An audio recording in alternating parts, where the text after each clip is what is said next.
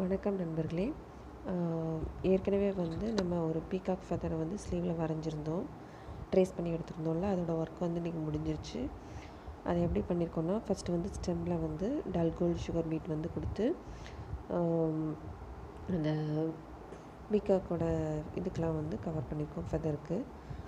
அதுக்கப்புறம் வந்து இந்த சின்ன சின்ன இதுக்கெலாம் கொடி மாதிரி வர்றதுக்கெலாம் வந்து இந்த மல்டி கலர் ஷைனிங்கான பீடு வந்து கொடுத்துருக்கோம். அதுக்கப்புறம் இந்த ஃபெதர் மாதிரி இருக்கிறதுக்குள்ளே வந்து என்ன ஒர்க் பண்ணியிருக்கோன்னா, ஃபஸ்ட்டு வந்து இந்த வயலட் கலரில் இருக்கக்கூடியதுக்கு வந்து கொஞ்சம் ஷார்ட்டாக வந்து செயின் ஸ்டிச்சை வந்து கொஞ்சம் லாங்காக போட்டு கம்ப்ளீட் பண்ணியிருக்கோம். அதுக்கப்புறம் வந்து க்ரீன் கலர்லேருந்து ஃபெதர் ஸ்டிச் மாதிரி ஸ்டார்ட் பண்ணியிருக்கோம். அதாவது ஃபெதர் ஸ்டிச் வந்து மேலேருந்து கொடுக்கணும். இங்கே ஃபஸ்ட்டு கொடுத்துட்டு அதுக்கப்புறம் இந்த ஆரஞ்சு கலர் கொடுக்கும்போது க்ரீன் கலரையும் கவர் பண்ணி வரணும். அப்புறம் க்ரீன் கொடுக்கும்போது ஆரஞ்சு கலரை கவர் பண்ணி வர்ற மாதிரி, அப்புறம் எல்லோ கொடுத்துட்டு எல்லோ வந்து கொஞ்சம் க்ரீன் டச் ஆகி வர மாதிரி கொடுத்து முடிச்சிருக்கோம்.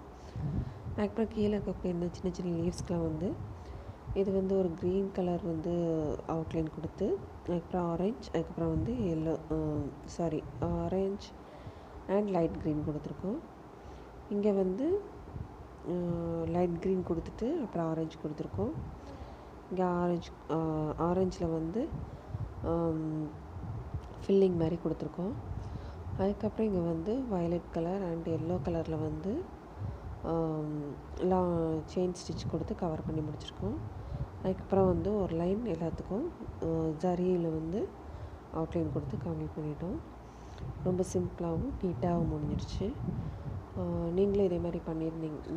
இந்த வீடியோ பார்த்துட்டு உங்களுக்கும் இதே மாதிரி பண்ணணும்னு தோணியிருந்ததுன்னா பண்ணதை என்னோடய டெலிகிராம் குரூப்பில் வந்து ஷேர் பண்ணுங்கள். தேங்க்யூ.